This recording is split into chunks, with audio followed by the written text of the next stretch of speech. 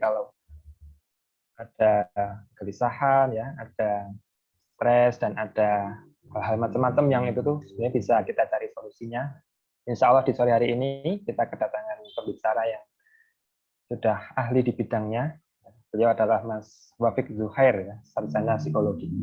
Nanti kita bisa tanya-tanya banyak, bisa sharing, bisa tukar pikiran, bisa juga kalau bahasa Temanggungnya mungkin sambat gitu ya dengan beliau. Nah, ini insya Allah jadi momentum yang pas buat kakak-kakak dan mas mbak sekalian yang ada di sini semua.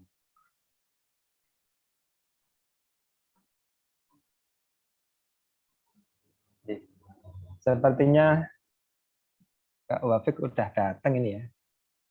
Kita sapa dulu coba. Assalamualaikum Kak Wafik. Waalaikumsalam warahmatullahi wabarakatuh. Assalamualaikum Pak Desvian. Ya, gimana kabar Kak Wafik hari ini? Alhamdulillah baik Pak, baik. Alhamdulillah. Alhamdulillah. Sekarang aktivitas di mana ini Kak Wafik? Sekarang masih di Bandung aktivitasnya. Ada di perusahaan atau kantor apa mungkin di sana? Kalau sekarang kebetulan di lembaga sosial Pak. Kerjanya di lembaga sosial. Ini ya, masih banyak yang kerja di rumah mungkin ya di sana ya? Iya, masih kalau sekarang karena masih PPKM juga ya, jadi masih online semua, belum bisa ke kantor. Kalaupun PPKM-nya udah selesai nanti shifting paling nggak, jadi nggak full ke kantor gitu, gantian. Misalnya Senin, Selasa, besok WFH, besoknya lagi baru ke kantor lagi. Gitu. Di sana masih banyak juga kasusnya? Kalau di sini masih ini Pak, masih zona merah ya kemarin terakhir. Masih lumayan sih. Walaupun udah agak mendingan ya. Ya. Udah mulai ramai juga kemarin ke jalan ternyata udah ramai orang-orang. Yang penting tetap prokes ya, kita jaga kesehatan diri sendiri, keluarga kita, teman-teman kita. Alhamdulillah sore hari ini kita kedatangan Mas Kak Wafik ya, alhamdulillah nanti bisa sharing tentang tema yang sudah kita usung lama nih Kak Wafik, jadi kita mau ketemuan seperti ini dan alhamdulillah baru kesampaian sore hari ini ya sama Kak Wafik.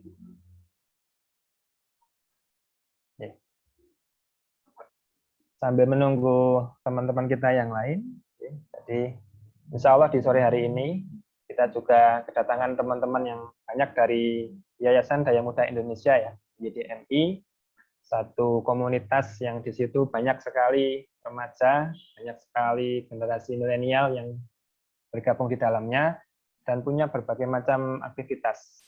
Misalnya di situ ada healthy lifestyle yang dimana komunitas yang ada di situ ya, lebih tepatnya subkomunitas ya, itu bagaimana di dalamnya dilakukan kajian-kajian tentang kesehatan dan dilakukan juga ada challenge dan juga ada info-info terupdate mengenai kesehatan di situ ada. Kemudian ada juga subkomunitas yang passionnya di bidang bakat misalnya. Di situ kita gali bakat dari remaja-remaja yang di dalamnya sudah berkumpul ya, ada yang ingin jadi bakatnya mungkin di seni, di pendidikan, atau di sektor-sektor yang lain, itu kita gali di situ. Kemudian juga ada yang geraknya di subkomunitas sosial ya, ada yang temanya ataupun kegiatannya itu di resensi buku ya, atau di keilmiahan, dan juga ada di donasi-donasi tertentu. Nah, itu kita kumpulkan di satu komunitas yang namanya Yayasan Daya Muda Indonesia.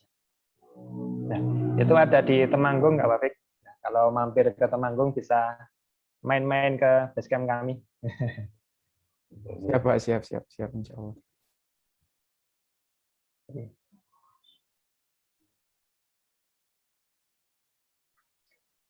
Kemudian mungkin bisa ada sedikit bocoran mungkin Kak Wafik untuk materi yang bisa disampaikan sore hari ini tentang apa ini kira-kira? Kalau materinya insya Allah mau sharing-sharing tentang tadi ya seperti yang disampaikan Pak Deswian tadi tentang stres gitu. Terutama stresnya temanya tentang pandemi juga ya, karena kan memang kita juga masih belum selesai juga ya, pandemi masih berlangsung, jadi sepertinya cocok gitu untuk kita semua gitu materinya. Itu sih Pak, mungkin bocoran sedikitnya. Iya, kadang saya juga dapat juga keluhan ya, japri ataupun mungkin langsung ke rumah sakit ya kalau saya. Sebetulnya keluhan itu muncul dari pikiran dan juga kecemasan. Ketika dicek mungkin dari tekanan darah, dari cek lab, ataupun lain-lain, alhamdulillah normal. Namun ketika ditelisik dan ditelusur lebih jauh, ternyata ada faktor-faktor yang sebetulnya itu belum terlihat sebelumnya. Mungkin itu agak klik juga dengan yang tadi Kak Afif sampaikan ya, tentang bagaimana kita bisa mengungkap stres, bisa mengungkap apa ya, feeling-feeling yang tidak baik ya atau tidak nyaman, bisa mengungkap stresor-stresor yang sedang dialami seperti itu. Nah, kadang-kadang remaja zaman sekarang itu sudah tahu ya, sudah tahu, tapi untuk menyampaikan dan untuk menceritakan ke orang itu kadang-kadang juga butuh effort yang lebih kadang. Barangkali nanti Kak Wafik ada tips, ada cara-cara khusus bagaimana bisa menyelaraskan itu. Apalagi sekarang era pandemi, kemudian di sektor pekerjaan mungkin banyak juga yang terhambat, di sektor pendidikan sekarang banyak kegiatan belajar yang online di rumah dan sebagainya. Semua sektor saya yakin terdampak. Insya Allah di sini Kak Wafik nanti bisa memberikan pencerahan untuk kita semua, bagaimana untuk memanajemen itu semua. Mungkin di kota Kak Wafik sempat ada ini kan, satu kasus yang bisa jadi pelajaran kita bagaimana untuk manajemen stres gitu. Mungkin kalau cerita sedikit ya, mungkin kan kalau karena saya di lembaga yang apa ya, lembaga sosial gitu ya, jadi sebenarnya stresnya ini sih karena ini sih Pak, mungkin juga jadi masalah kita juga ya, karena kan kita nggak bisa ketemu, misalnya kalau misalnya kerja nggak bisa ketemu teman kerja secara langsung gitu ya, harus online gitu. Itu mungkin juga jadi satu masalah ya, karena kan namanya manusia kan dasarnya kan sebagai makhluk sosial, ya kita harus berkomunikasi kan sama orang gitu. Kadang kalau lewat Zoom kan kadang ya masih ada yang kurang gitu kan. Jadi mungkin itu salah satu hal yang ya menjadi masalah kita bersama gitu. Masalah semua orang ya hampir di pandemi ini gitu. Dan mungkin sebenarnya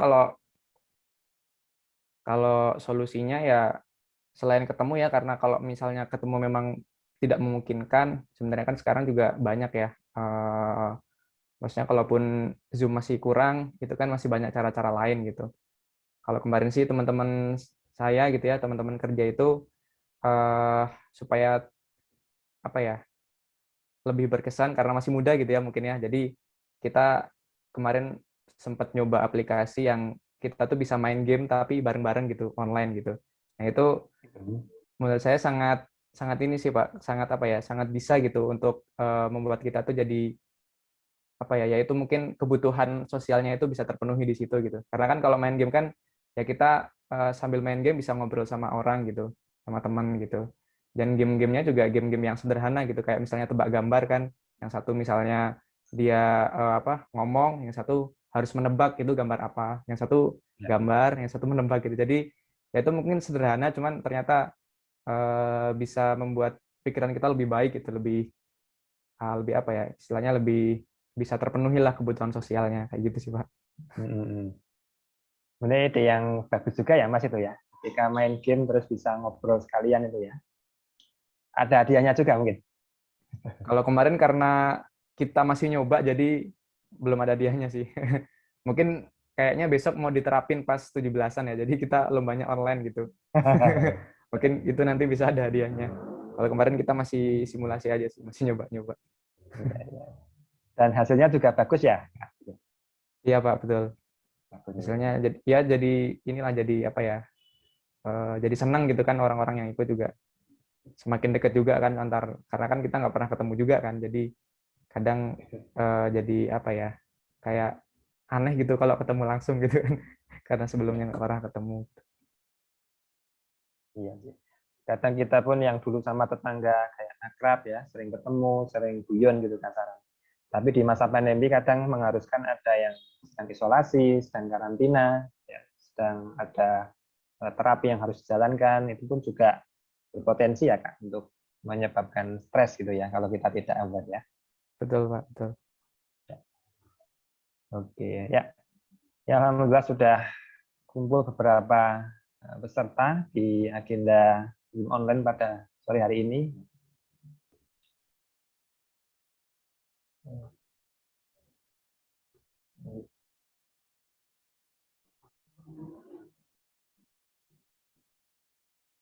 Kalau untuk mungkin teman-teman di psikologi mungkin ada ini Kak, sudah ada usulan atau ada program ke pemerintah mungkin tentang bagaimana supaya masyarakat secara umum ataupun mungkin ya generasi milenial ya bisa terhindar dari stres di masa pandemi. Mungkin ada bocoran sedikit. Sebenarnya kalau saya sendiri kan karena kebetulan kerjanya nggak di bidang psikologi, jadi mungkin agak kurang ini ya, kurang berkontribusi langsung gitu. Cuman kalau kemarin sih dengar dari teman-teman juga, dari dosen-dosen juga, kalau kemarin pas sempat naik-naiknya tuh Pak ya, pas pandemi yang ya orang-orang pada panik lah, pada stres semua, itu kita buat call center buat konsultasi gitu. Jadi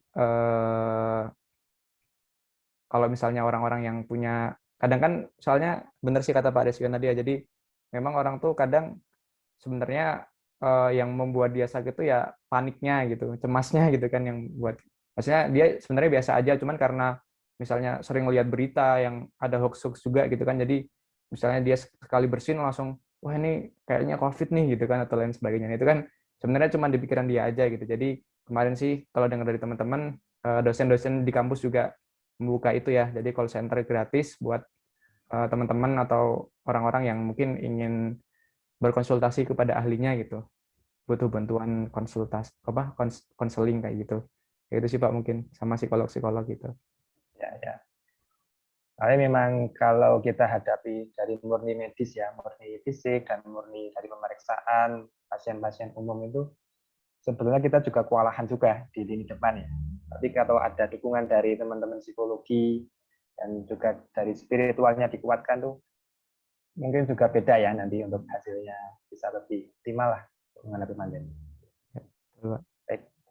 Kak Wafik, ini ada teman kita nih namanya Kak Cevi ya. Kak Cevi, Assalamualaikum. Halo Kak Waalaikumsalam. Cevi. Ya, iya. Ya, Kak Cevi bisa kenalan dulu nih mungkin ke kita-kita nih.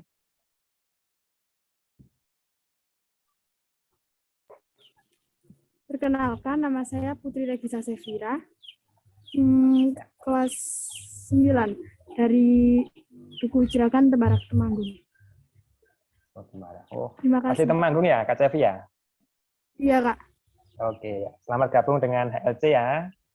Iya, Kak. Ini nanti kita mau ngobrol santai, tapi insya Allah bermanfaat nih. Ada Kak Wafik yang sudah berpengalaman di bidang psikologi. Barangkali Kak Cevi ada ini nggak? Ingin sharing atau ingin cerita ke Kak Wafik dan kita semua mungkin.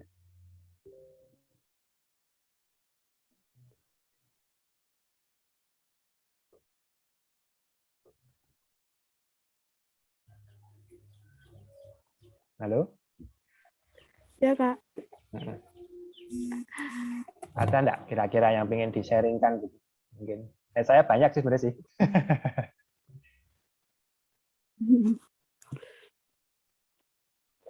Mungkin apa kegalauan yang sedang dialami, ada enggak kira-kira?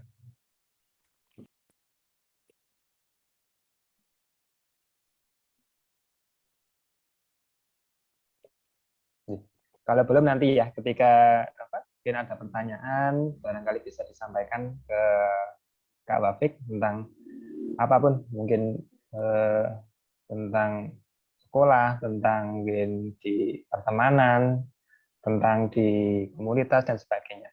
Karena kita di HLC ini target kita memang mengusahakan supaya generasi kita bisa sehat secara 3 aspek paling tidak. Ada fisik, ada mental, dan sosial. Nah, syukur-syukur bisa ditambah dengan spiritual. Baik, Ya, Kak Kak. Wafik, karena sudah agak sore ini, silakan untuk menyampaikan sharingnya, dan insya Allah nanti setelah Kak Wafik sharing, mungkin kalau ada pertanyaan kita segera sampaikan. Waktu dan tempat, kita persilakan. Oke, ini saya izin share screen ya.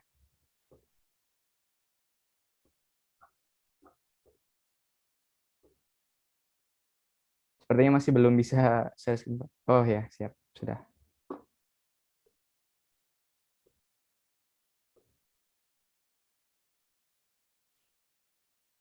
Oke, bismillahirrahmanirrahim. Assalamualaikum warahmatullahi wabarakatuh.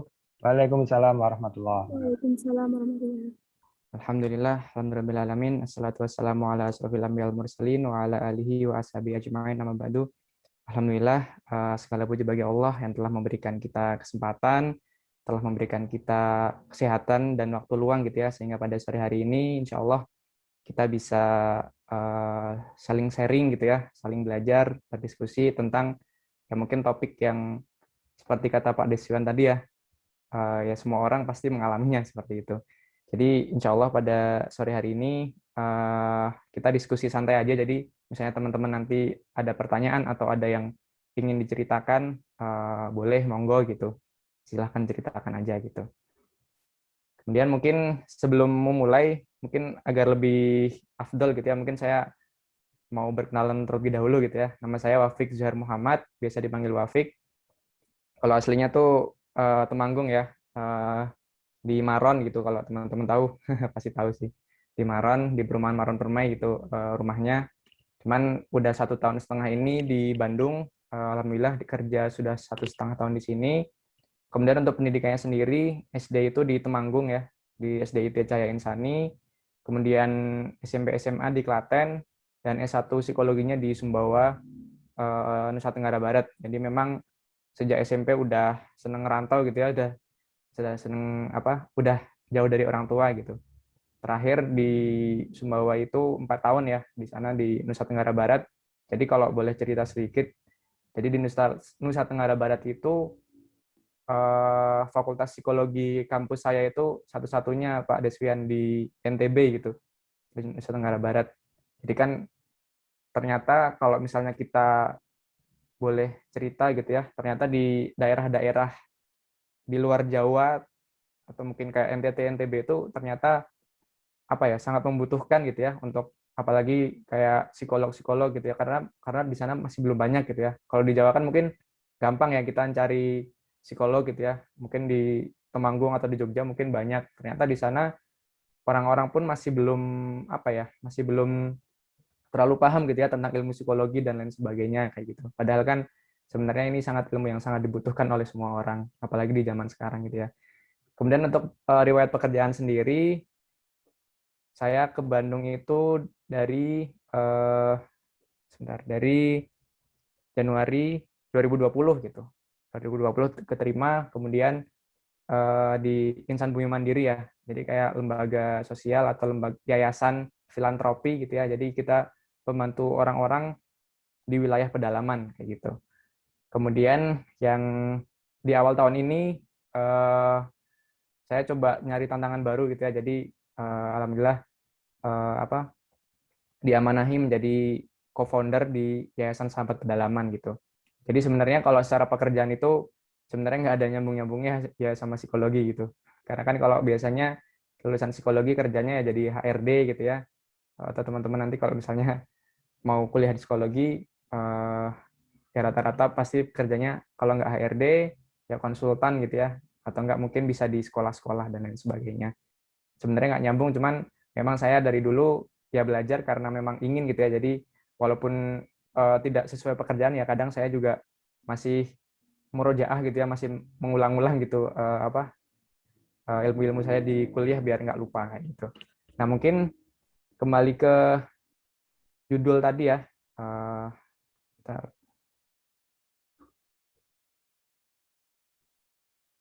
berdamai dengan stres di kala pandemi gitu. Jadi kenapa sih kok kita berbicara tentang ini gitu ya? Karena memang pandemi itu udah lama berlalu ya teman-teman ya, dari bahkan dari 2019 akhir gitu ya, tapi ternyata sampai sekarang pun masih terjadi gitu, masih belum selesai gitu ya, masih ada dan membuat kita mungkin terkadang jadi stres gitu ya karena harus online di rumah, nggak bisa ketemu orang gitu ya, nggak bisa bahkan ketemu teman kita sendiri.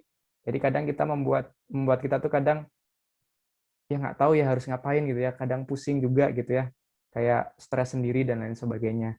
Nah, ini makanya saya coba sharing-sharing pada kesempatan sore hari ini. Mungkin pertanyaan dulu gitu ya. Ini teman-teman mungkin nanti boleh dijawab aja di kolom chat gitu. Kalau pernah nggak sih teman-teman merasakan perasaan-perasaan ini gitu ya? Yang pertama, mudah marah, sensitif, dan gampang tersinggung gitu. Jadi mungkin karena online gitu ya, apalagi kalau buat teman-teman yang masih sekolah kan biasanya banyak PR gitu ya. Jadi tugasnya jadi menumpuk gitu ya. Jadi kadang kita jadi mudah marah, sensitif atau gampang tersinggung gitu ya. Ini teman-teman kalau misalnya ada yang merasakan boleh di chat aja gitu ya. Kemudian yang kedua, selalu merasa bersalah dan frustasi. Nah, ini juga pernah nggak ya teman-teman merasakan hal ini gitu, terutama pas di masa pandemi gitu ya. Karena kadang misalnya kita mengerjakan tugas gitu ya, kalau misalnya saat masuk kampus atau masuk sekolah gitu kan, kalau misalnya kita salah, ya udah kita tinggal memperbaiki gitu. Tapi kalau misalnya kita di rumah, kalau kita salah tuh ya orang orang nggak ada yang tahu gitu kan, jadi kayak kita merasa bersalah sendiri, kayak merasa frustasi sendiri gitu, kayak kayak bingung ini sebenarnya yang benar kayak gimana sih gitu. Karena kan kalau mau tanya juga terbatas gitu kan, nggak bisa langsung tanya ke gurunya atau mungkin ke teman-temannya dan lain sebagainya kayak gitu. Kemudian yang kedua, hilang semangat, lesu, lelah ketika bangun tidur atau ketika akan beraktivitas. Jadi biasanya kalau misalnya hari biasa sebelum pandemi itu kan misalnya teman-teman bangun tidur bisa ke kantor gitu ya, atau misalnya teman-teman bangun tidur langsung ke sekolah gitu ya, bisa ketemu teman-teman, bisa bercanda bareng mereka, atau mungkin saat pulang bisa main dengan mereka gitu ya, nongkrong-nongkrong, ngobrol-ngobrol asik, atau mungkin berlibur bersama gitu ya. Tapi karena pandemi kita nggak bisa kemana-mana, hanya bisa di rumah gitu ya, apalagi PPKM diperpanjang terus, jadi ya membuat kita kayak hilang semangat gitu ya, kayak ya udah bawaannya tuh kayak males gitu ya, kayak bangun tidur juga males, terus mau beraktivitas juga apa ya, kayak pengennya rebahan terus gitu ya kalau anak anak muda zaman sekarang gitu katanya. Terus kemudian, nah ini mungkin nyambung juga ya sama Pak Dr. Deswian gitu ya. Ini misalnya teman-teman sering apa ya mengalami detak jantung semakin cepat gitu ya, kemudian sakit perut, sakit kepala, panas dingin gitu ya badannya, atau kalau orang Jawa bilangnya gerges gitu ya, atau mulut kering gitu. Jadi padahal tuh kita sebenarnya kan kalau di rumah aja kan maksudnya nggak capek ya harusnya gitu, tapi ternyata kita jadi capek banget gitu ya. Jadi ya ini yang ada gejala-gejala fisik seperti ini gitu ya. Pernah nggak teman-teman mengalami hal ini gitu? Nanti boleh boleh banget di kolom di chat ya kalau misalnya ada yang merasakan hal yang sama juga. Nah, teman-teman, ternyata dari 4 hal di atas ini, kalau misalnya teman-teman merasakan salah satu atau bahkan lebih dari satu gitu ya, ternyata itu adalah gejala awal stres yang muncul karena permasalahan dalam diri kita maupun dari luar diri kita. Jadi itu adalah yang tadi disampaikan, ada gejala fisik gitu ya, yang sakit perut, yang jantung berdetak lebih cepat, atau tadi badannya gerges gitu ya, dan lain sebagainya. Kemudian ada juga gejala gangguan emosi gitu ya, kayak yang gampang marah, gampang tersinggung gitu ya, yang gampang sensitif dan lain sebagainya. Kemudian ada juga yang gejala kognitif. Kognitif itu maksudnya ya teman-teman mungkin jadi susah mengingat gitu ya. Bahkan sekedar mengingat hari aja susah, ini udah hari apa gitu ya. Karena teman-teman terlalu lama berada di dalam rumah, nggak pernah keluar dan nggak pernah tahu gitu ya keadaan di luar seperti apa. Nah, itu adalah gejala awal stres yang muncul karena permasalahan dalam diri kita maupun dari luar diri kita.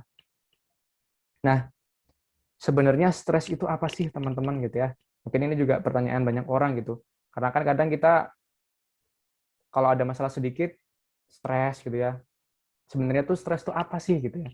Stres itu adalah respon individu pada berbagai tekanan atau tuntutan eksternal sehingga menghasilkan berbagai gangguan, seperti gangguan fisik, emosional, maupun perilaku. Jadi, setiap orang itu berpotensi untuk stres. Apalagi kita sebagai manusia yang alhamdulillah diberikan kesehatan gitu ya, kesehatan pikiran maupun kesehatan fisik, ya pasti kita akan merasakan stres gitu. Karena kan namanya manusia pasti diuji gitu ya. Namanya manusia pasti akan bertemu dengan masalah. Walaupun masalah setiap orang pasti beda-beda gitu ya. Ada yang mungkin diuji sama masalah yang ringan, atau ada juga yang mungkin diuji sama masalah-masalah berat yang mungkin sangat mengganggu hidupnya. Nah, itu yang membuat dia juga menjadi stres. Jadi, ini adalah kondisi yang wajar dan sebenarnya tidak perlu dikhawatirkan terlalu besar gitu ya. Karena kecuali kalau memang teman-teman tuh stresnya jadi stres itu sebenarnya ada tingkatan-tingkatan gitu ya. Ada tingkatan rendah, ada tingkatan sedang, dan tingkatan tinggi gitu. Bahkan kalau misalnya teman-teman udah parah gitu ya, sampai stres dan ingin menyakiti diri sendiri, atau bahkan nauzubillahi min dzalik gitu ya, ingin bunuh diri, nah itu adalah stres tingkatan yang berat atau depresi gitu ya. Dan kalau misalnya sudah mencapai tahap itu, ya berarti teman-teman butuh bantuan psikolog atau psikiater atau mungkin orang-orang yang ahli untuk mengatasi hal tersebut. Kalau teman-teman masih yang tadi ya, gejala awal stres gitu ya, yang pusing dan lain sebagainya, itu gejala yang wajar dan memang kita sendiri harus mengelolanya gitu ya. Jadi sebenarnya kalau dikatakan kita harus menghilangkan stres, itu kayaknya menurut saya sendiri hal yang sulit gitu ya. Karena kan ya namanya hidup, ya kita pasti bertemu dengan masalah gitu ya, dan pasti akan membuat kita stres gitu. Dan sebenarnya yang kita butuhkan itu bukan menghilangkan stres, tapi bagaimana caranya mengelola stres itu agar menjadi hal yang positif atau menjadi hal yang baik kayak gitu. Nah, teman-teman, ternyata stres ini sudah diprediksi dalam Al-Qur'an gitu ya. Dalam surat Al-Ma'arij ayat 19 sampai 21, innal insana khuliqa halu'a idza massahu syarru jazua wa idza massahu khairu manu'a gitu. Jadi sebenarnya sesungguhnya manusia diciptakan bersifat keluh kesah, lagi kikir. Apabila ditimpa kesalahan, ia berkeluh kesah. Dan apabila ia mendapat kebaikan, ia amat kikir.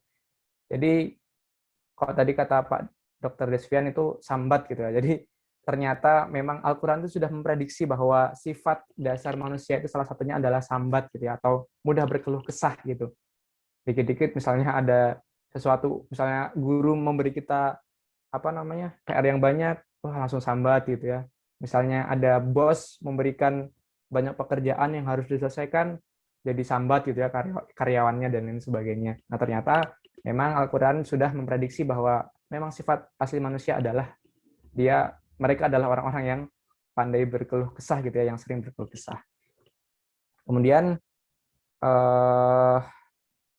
tadi ya yang disampaikan, ini juga ada surat Al-Anbiya ayat 35, kullu nafsin dha'iqatul maut wa nabluwakum bisyarri wal khairi fitnah wa ilaina turja'un. Jadi setiap manusia ini akan mendapat cobaan dalam hidupnya. Akan mendapatkan ujian dalam hidupnya. Bahkan ujian itu nggak cuman hal-hal yang negatif gitu ya.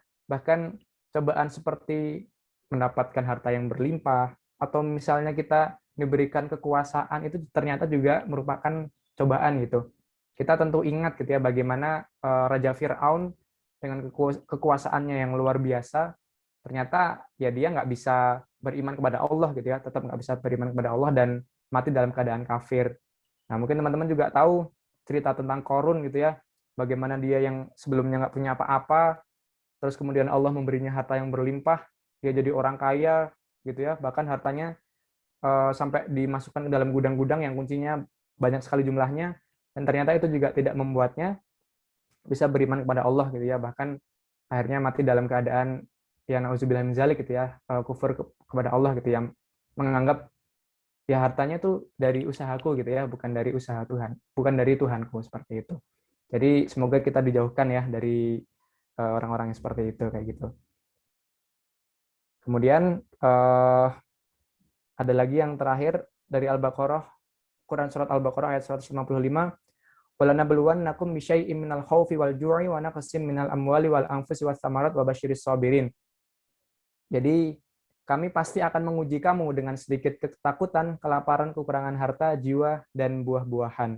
Dan sampaikanlah kabar gembira kepada orang-orang yang sabar. Jadi musibah atau ujian adalah sebuah keniscayaan yang semua orang pasti merasakan gitu ya. Tinggal bagaimana kita bersabar atas semua itu. Karena kan ada dua kemungkinan ya. Kalau misalnya dapat ujian, dapat masalah yang besar, tapi kita bisa sabar, maka iman kita akan meningkat gitu ya. Tapi sebaliknya, kalau kita dapat ujian, dapat cobaan, dapat masalah, kita malah ya ke hal-hal yang negatif. Nah, itu mungkin kita menjadi orang yang kufur nikmat gitu ya, atau yang mungkin imannya perlu dipertanyakan lagi seperti itu. Nah, selain bersabar, tentunya kita juga berikhtiar ya teman-teman ya. Jadi bagaimana sih cara agar mengelola stres di tengah pandemi ini gitu ya? Yang pasti yang pertama, kita harus sadar bahwa masalah adalah sebuah keniscayaan dalam hidup gitu. Bahwa masalah ya pasti akan kita dapatkan gitu ya. Itu yang harus kita sadari pertama gitu. Jadi teman-teman jangan berpikiran bahwa wah, saya harus menghindari masalah nih gitu. Saya harus lari sejauh-jauhnya dari masalah. Enggak seperti itu gitu. Kita justru harus menempatkan masalah itu sebagai bagian dari hidup kita gitu. Tinggal bagaimana cara kita mengelolanya agar tidak terjerumus kepada hal-hal yang mungkin dilarang atau maksiat gitu ya. Nah, ada beberapa tips atau cara mengelola stres di tengah pandemi. Ini tips dari Amy Sullivan ya, seorang psikolog klinis gitu. Yang pertama adalah olahraga teratur, teman-teman. Jadi, olahraga itu ternyata membantu melepas hormon endorfin yang mendorong perasaan bahagia dan meningkatkan suasana hati. Jadi mungkin yang teman-teman masih suka galau gitu ya, masih suka gampang sedih, gampang marah, cobalah teman-teman sekali-sekali ya untuk coba sekali-kali keluar rumah dan berolahraga gitu. Ya tentunya nggak bisa seperti dulu ya. Kalau dulu kan mungkin buat yang cowok-cowok gitu ya, kalau stres kan kadang mereka sama teman-temannya main futsal gitu ya, atau main sepak bola gitu. Tapi kan sekarang masih PPKM, jadi mungkin olahraga yang ringan-ringan gitu ya. Dan kalaupun harus terpaksa keluar rumah ya harus prokes gitu ya, pakai masker dan lain sebagainya. Nah itu ternyata olahraga ini bisa meningkatkan perasaan bahagia dalam diri kita gitu teman-teman. Kalau enggak kan sekarang juga banyak ya, kalau teman-teman sering main TikTok gitu kan, cara olahraga yang sederhana dan bisa dilakukan di rumah itu kan juga sudah banyak. Nah, itu bisa dipraktekkan gitu. Kemudian yang kedua, terapkan pola makan sehat. Jadi stres ini cenderung membuat kita itu ternyata mengonsumsi makanan-makanan yang kurang sehat, teman-teman. Jadi ini mungkin berdampak juga bagi fisik dan juga psikis kita gitu ya. Jadi tips nomor 2 yaitu kita bisa memilih makanan atau cemilan yang bernutrisi agar gizi tubuh kita tetap terjaga. Dan ternyata mengatur gula darah itu membuat emosi kita tetap stabil. Jadi apa yang masuk dalam diri kita itu kan sangat berpengaruh gitu ya. Apa yang kita makan, apa yang kita minum, apa yang kita konsumsi itu akan berdampak pada tubuh kita gitu. Nah, mungkin Dr. Desvan lebih paham masalah ini gitu ya. Dan ternyata makanan-makanan yang sehat pun ternyata juga dapat meningkatkan kestabilan emosi kita gitu ya, bahkan bisa lebih bahagia juga seperti itu. Kemudian yang ketiga, batasi akses sosial media gitu. Jadi kan pasti teman-teman di sini juga merasakan gitu ya, hampir kalau misalnya kita lihat Instagram, lihat Twitter, atau mungkin lihat Facebook, ya isinya berita-berita tentang COVID gitu ya, berita-berita tentang virus corona yang meningkat gitu ya, atau berita tentang orang-orang yang meninggal gitu ya, pasti banyak sekali gitu berseliweran di media sosial kita sekarang. Nah, sebenarnya informasi-informasi seperti itu tuh berharga gitu ya, atau berguna bagi kita gitu. Tapi tidak jika berlebihan gitu. Jika informasinya terlalu banyak, terlalu berlebihan, itu justru akan membuat kita merasa cemas gitu ya.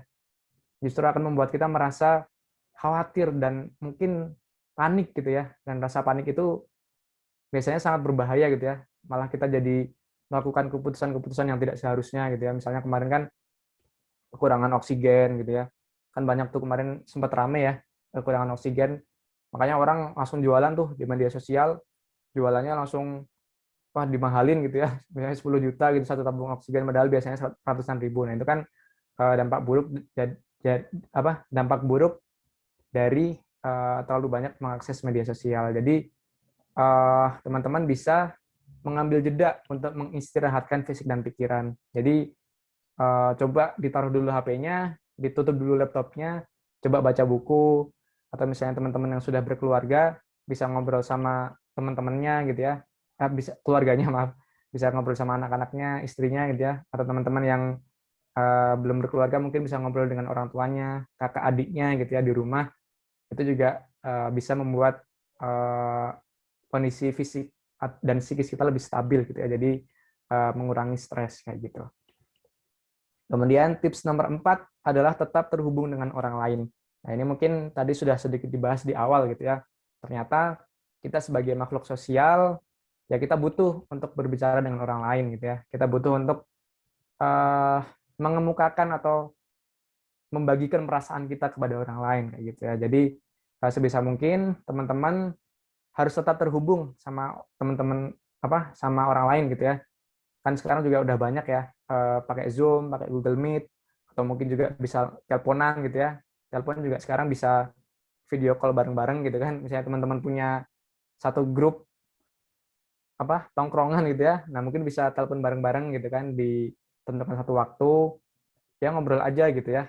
Kan banyak pasti hal-hal yang ingin diceritakan gitu karena biasanya kan kalau ngobrol ya udah tinggal yuk ketemuan di kafe mana gitu kan. Oke, berangkat ngobrol. Tapi kan sekarang karena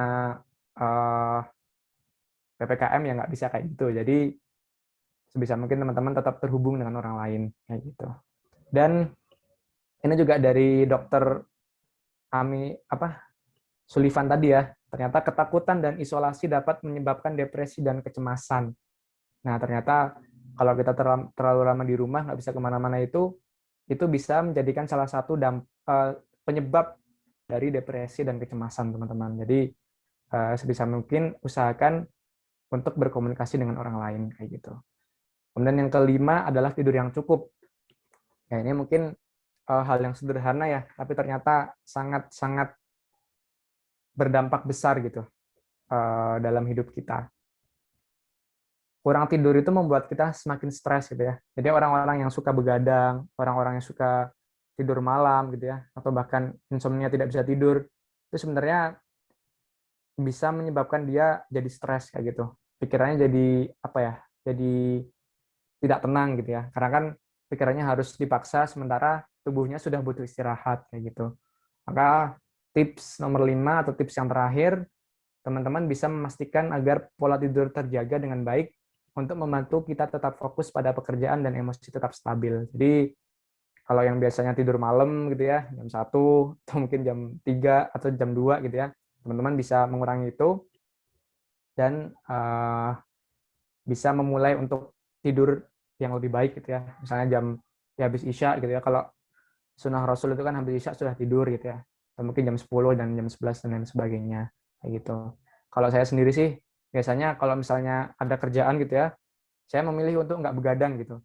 Saya mending tidur dulu, nah besok pagi habis subuh baru dikerjakan gitu. Karena kan kalau waktu pagi itu waktu di mana otak kita masih jernih gitu ya, masih belum banyak pikiran, dan itu kalau kata saya pernah baca buku itu salah satu kunci orang sukses itu dia bangunnya lebih pagi gitu. Seperti itu teman-teman. Nah mungkin supaya tidak terlalu lama juga, mungkin teman-teman juga ada yang mau berdiskusi atau mau ngobrol. Yang terakhir ada satu quotes yang menurut saya sangat relevan gitu ya dengan kita saat ini dari Dr. Jimmy Ardian ya. Jadi beliau adalah seorang kalau nggak salah psikiater ya, mengatakan bahwa seluruh emosi itu tidak ada yang bertahan selamanya. Untuk apa kita terganggu dengan sesuatu yang tidak selamanya kayak gitu. Jadi mungkin rasa marah, rasa kecewa gitu ya, rasa sakit hati gitu. Itu kan tidak akan bertahan selamanya, teman-teman. Pasti Allah memberi ujian, dia juga akan memberikan kemudahan untuk kita gitu. Sekaligus memberikan ujian juga memberikan jalan keluarnya kayak gitu. Jadi untuk apa kita bertahan pada sesuatu yang tidak selamanya gitu. Karena kan setelah hujan yang deras itu kan pasti ada pelangi gitu ya. Jadi setelah ada badai itu kan pasti ada jalan keluar yang dan solusi yang Allah berikan kepada kita gitu teman-teman. Jadi semoga sharing-sharing sore ini bermanfaat. Mungkin bisa dilanjutkan kalau misalnya ada yang bertanya. Monggo dipersilahkan. Sekian dari saya, kurang lebih mohon maaf. Wassalamualaikum warahmatullahi wabarakatuh. Waalaikumsalam warahmatullahi wabarakatuh. Mantap ini Kak Wafik ya, mengulas banyak dari awal sampai akhir.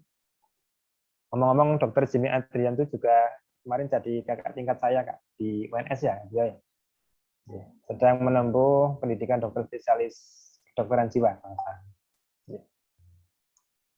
Kemudian alhamdulillah sudah muncul beberapa pertanyaan titipan ini, Wafik nanti bisa minta jawaban dan juga sharingnya. Yang pertama ada yang tanya nih Kak, apakah betul Kak kalau pakai masker bisa stres? Monggo Kak Wafik.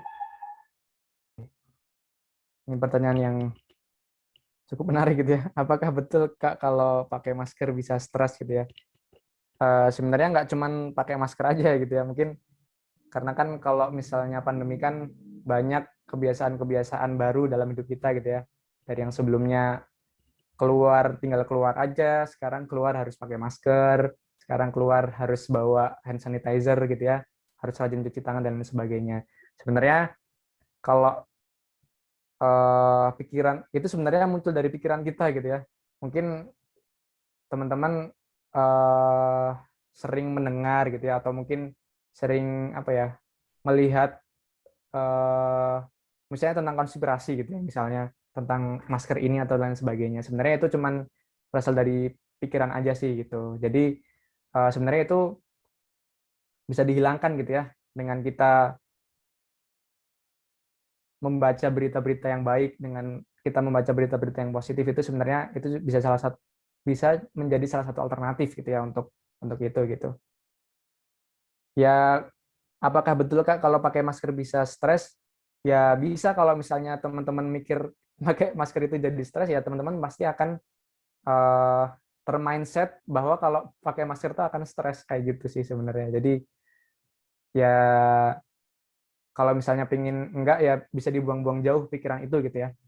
Karena kan sebenarnya masker itu untuk melindungi kita gitu kan, untuk melindungi kita dari virus kayak gitu. Itu sih Dok. Pak.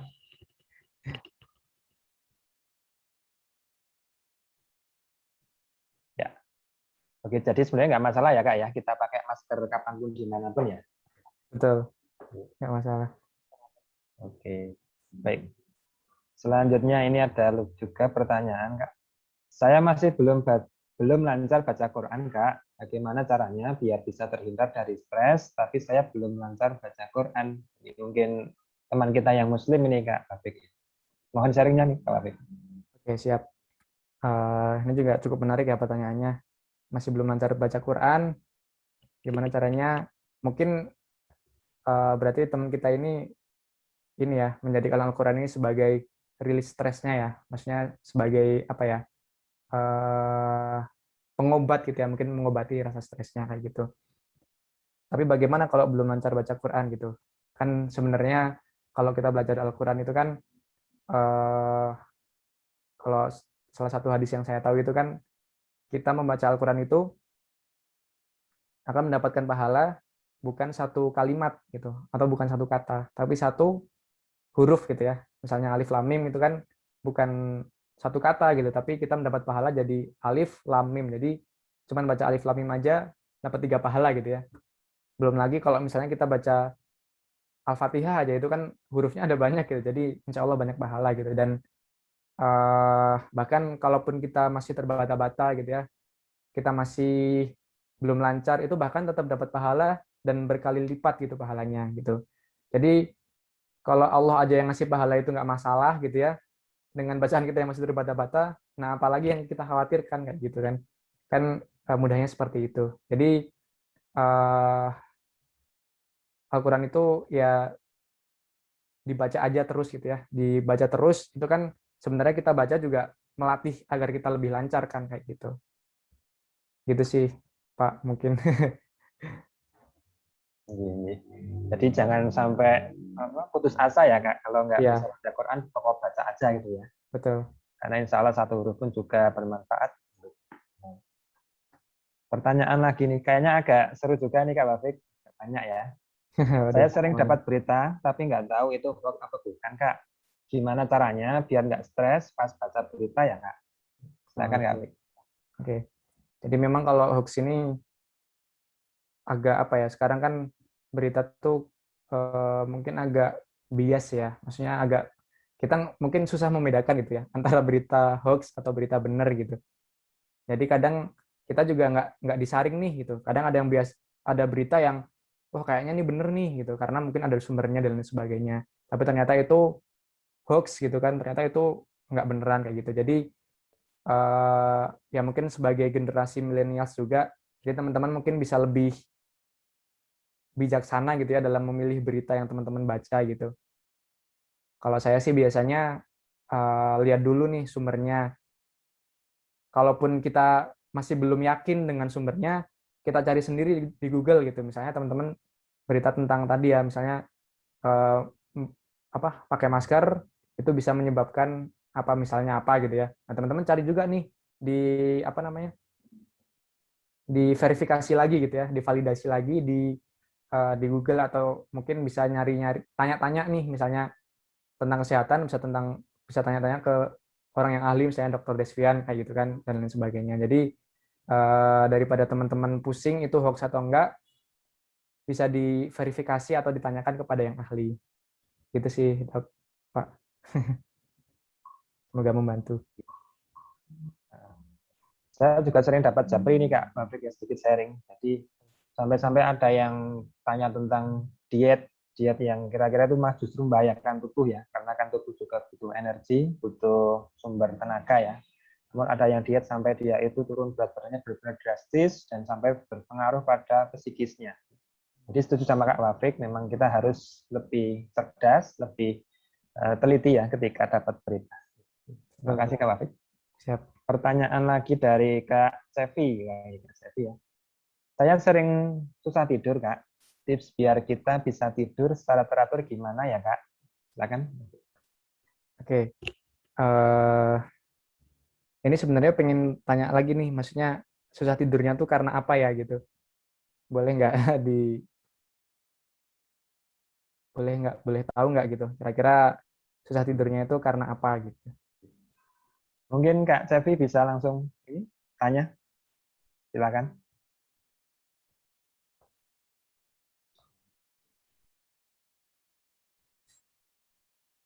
Halo, Kak Sevi. Oh ini. Karena sering main ini.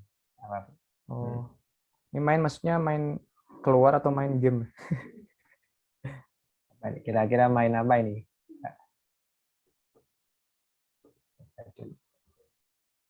Karena juga nanti beda ini ya, Kak. Apa? Oh, Manajemen dan juga ini ya. iya Oh, main betul. HP. Oh, suka main HP. Kalau suka main HP jadi susah tidur gitu ya. Ya sih kadang apa ya? Kalau misalnya udah keasikan kan memang jadi ini ya, jadi kayak misalnya udah ngantuk tapi ternyata asik gitu ya. Misalnya udah ngantuk tapi lihat wah videonya ini seru nih, mau jadi bangun lagi gitu ya, jadi susah tidur. Jadi sebenarnya itu juga nyambung ya sama tips tadi gitu. Jadi memang sebaiknya kita mengurangi media sosial itu termasuk handphone juga gitu ya. Karena ya kalau mau apa ya, mau ditelusuri itu kita nggak akan puas gitu ya main HP gitu. Misalnya kita scroll medsos ya kita nggak akan puas gitu, pasti akan mencari-cari terus gitu, mencari-cari terus gitu. Jadi memang harus ada ketegasan terhadap diri kita sendiri gitu ya. Yang teman-teman main HP-nya udah kelewatan batas, maksudnya nggak wajar gitu ya main HP terus, nah, teman-teman bisa coba untuk kurangi gitu. Tapi ya namanya kita bertahap ya, jadi nggak mungkin misalnya Mbak siapa tadi namanya? Sevi ya, misalnya Mbak Sevi dari Sevi. ah, Mbak Sevi misalnya satu hari 5 jam misalnya, nah bertahap aja gitu. Misalnya nggak bisa mengurangin full, ya dikurangin coba 1 jam atau misalnya berapa menit gitu ya. Ya itu bertahap. Karena ya itu tadi ya, main HP itu memang akan mengasihkan gitu ya dan membuat kita kecanduan gitu. Jadi memang caranya ya apa namanya? Ya coba dikurangin gitu. Sebenarnya kalau misalnya main HP-nya diganti dengan baca buku gitu ya. Kan kalau baca buku kadang suka gampang ngantuk, nggak sih? Jadi mungkin itu bisa menjadi alternatif juga gitu. Saya Mbak Sevi suka baca buku apa, jadi mungkin pas malam HP-nya ditaruh dulu diganti sama baca buku gitu misalnya. Tapi ini bisa beda-beda ya setiap orang gitu. Jadi kalau misalnya Mbak Sevi suka baca buku, nah bisa dilakuin. Kalau misalnya suka dengan hal yang lain, misalnya hobi lain gitu ya, misalnya menggambar atau lain sebagainya, nah bisa diganti dengan hal itu kayak gitu. Karena setiap orang pasti beda-beda kayak gitu. Itu sih Pak. Semoga Ini sebenarnya membantu. juga tantangan ya Kak, ketika masa online kayak gini kan juga banyak tugas, banyak deadline PR mungkin ya dari online ya. Tapi tetap harus pinter-pinter manage kontak ke gadget juga ya. Iya betul betul. Oke, satu lagi nih. Salah satu tips anti stres kan olahraga teratur. Pertanyaannya, adakah waktu ideal untuk olahraga dan olahraga apa yang cocok untuk seorang yang nggak pernah olahraga? Ini ceritanya rebahan ini Kak. Silakan. Oke. Kalau waktu yang cocok mungkin bisa dijawab sama Dokter Deswian ya, lebih tahu waktu yang cocok buat olahraga. Cuman kalau kemarin sih sempat dengar sharing juga ya dari teman kan kebetulan ada yang lulusan apa olahraga gitu ya. Jadi cerita-cerita. Sebenarnya kalau waktu yang cocok itu sebenarnya setiap waktu nggak ada masalah gitu ya. Tapi yang terbaik memang kalau nggak salah ya, kalau kalau salah mohon diluruskan gitu. Disaraninnya sih pagi kalau nggak sore gitu. Itu waktu terbaik. Nah, kalau olahraga yang cocok untuk kaum rebahan, nah mungkin sebenarnya banyak ya olahraga-olahraga yang kita nggak harus keluar rumah kayak gitu. Kayak apa ya? Saya lupa namanya sih. Cuman kalau di TikTok kan kadang tuh ada tuh yang dia tuh ada gerakan-gerakan yang ya udah cuman bergerak aja gitu ya, kayak push up, terus sit up dan sebagainya itu kan juga termasuk olahraga juga gitu. Jadi sebenarnya hal-hal yang sederhana pun bisa kok dilakuin di rumah gitu, nggak harus keluar kayak gitu sih. Bisa dicari karena saya juga kurang tahu, takutnya salah nanti jawabnya. Kalau yang sudah hobi olahraga mah enak-enak aja ya Kak. Oh iya Tapi benar. ketika ya kamu rebahan olahraga Enggak memang sih, butuh butuh effort butuh ya, niat butuh. dan effort juga ya. Iya betul. Ya, memang setuju tadi lebih baik memang di waktu yang pagi ya. Jika masih fresh, udara belum banyak polusi, dan juga ada bantuan juga dari sinar UV matahari, dan juga baik juga sebelum jam 10 atau 11 gitu. Kemudian, yuk barangkali ada dari teman-teman yang di sini mau langsung tanya, silakan. Mumpung kita sudah kedatangan Kak Wafik nih. Bisa raise hand atau langsung tanya, silakan.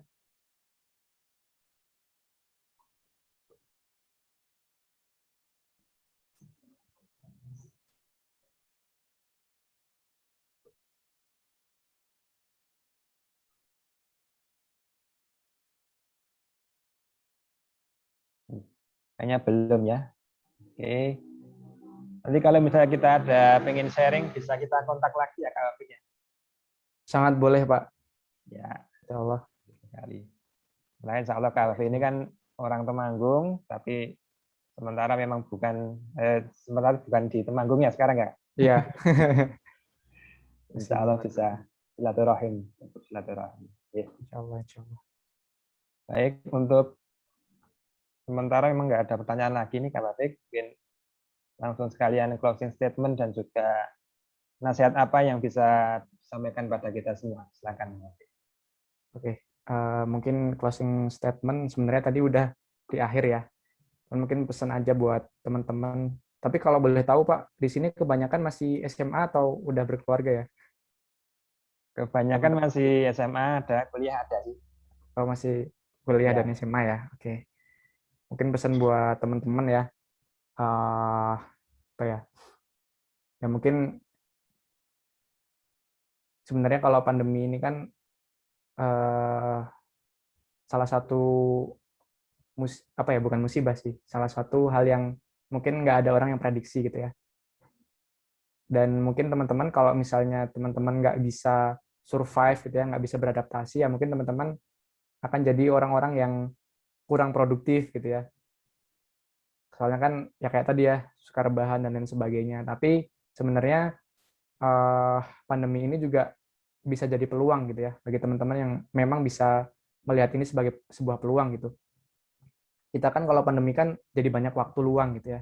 Jadi lebih banyak waktu, kita nggak harus berpergian gitu ya, nggak harus naik kendaraan yang menghabiskan waktu gitu kan, kita cuma di rumah. Nah itu sebenarnya bisa menjadi peluang teman-teman untuk tetap produktif gitu ya, entah baca buku, entah belajar gitu ya, hal-hal baru, atau entah teman-teman menekuni hobi, itu sebenarnya kesempatan yang sangat-sangat besar sekali kayak gitu. Jadi setelah pandemi berakhir, kita menjadi ya orang yang lebih yang lebih baik lagi lah gitu, dan lebih produktif kayak gitu sih Dok, pesannya. Semoga Terima semangat selalu. kasih. Ya, ini tips yang saya kira juga sangat positif ya, apalagi barangkali kita sedang ada teman keluarga yang sedang isolasi, sedang karantina, butuh support dan juga dibangkitkan motivasinya. Ini bisa kita ambil nasihat dari Kak Wafik. Alhamdulillah, teman-teman, adik sekalian, kita sudah sampai di penghujung acara Zoom online pada siang hari ini. Sebetulnya kita sudah mengusahakan untuk kita tampilkan di YouTube, dan insya Allah menyusul gitu ya, karena ada satu dan lain hal yang belum bisa kita selesaikan.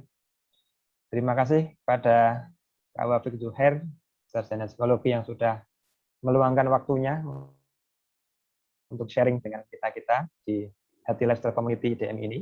Semoga Kak Wafik semakin sukses, semakin banyak rezeki ya insya Allah, dan ditunggu nanti kunjungannya ke Temanggung nih Kak Wafik. Ya, kalau pulang insya Allah main nanti. Siap. Kemudian buat teman-teman semuanya yang sudah join di sore hari ini, terima kasih banyak ya pada kakak-kakak IDMI, teman-teman HLC semuanya, semua yang sudah support dan sudah hadir, semoga bisa bermanfaat.